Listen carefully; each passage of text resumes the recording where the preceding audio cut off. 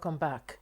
The Joint Admissions and Matriculation Board, Jamb, is coming down hard on malpractice, recommending severe sanctions against 11 computer-based test CBT centers and several candidates found culpable of fingerprint infractions during the registration process for the 2025 Unified Tertiary Matriculation Examination.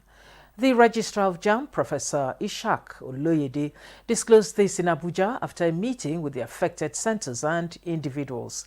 Olayinka Ojo reports. In the past, the Joint Admissions and Matriculation Board Jamb struggled with issues of multiple registrations by candidates. But with the deployment of technology, the board has largely overcome many of these challenges, both during registration and the examination itself. One lingering challenge, however, is identity theft, which continues to rear its head. Gathered in this auditorium are representatives of some computer-based test centers indicted for infractions during the 2025 exercise. What you've done under the criminal code is forgery, impersonation. You are supposed to go to prison. The board gave the 11 CBT centers a chance to explain what happened during the registration exercise. After listening to Jamb officials and other stakeholders, the center representatives admitted wrongdoing and pleaded for leniency. Some of the candidates, they were having difficulty with their fingerprints. That's how they now had to use their hand to complete the registration for them. I'm very sorry for any inconveniences this might have caused the board.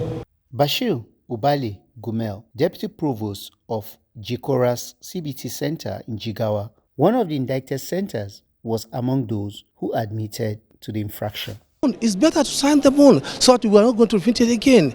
Because whenever you leave your facility to repeat that again, then your center has to be called to board. Following the engagement, the board emphasizes that ignorance will no longer be accepted as an excuse for any future violations. They will give an apology and bond. That is, if they do such a thing again, that center will be delisted. We will not allow any of these centers to do anything with us until they bring a certificate, a letter from a federal institution that their staff had been trained on ethical standards. The recommended measures, which are still subject to the approval of the Minister of Education, are aimed at safeguarding the integrity of the examination process.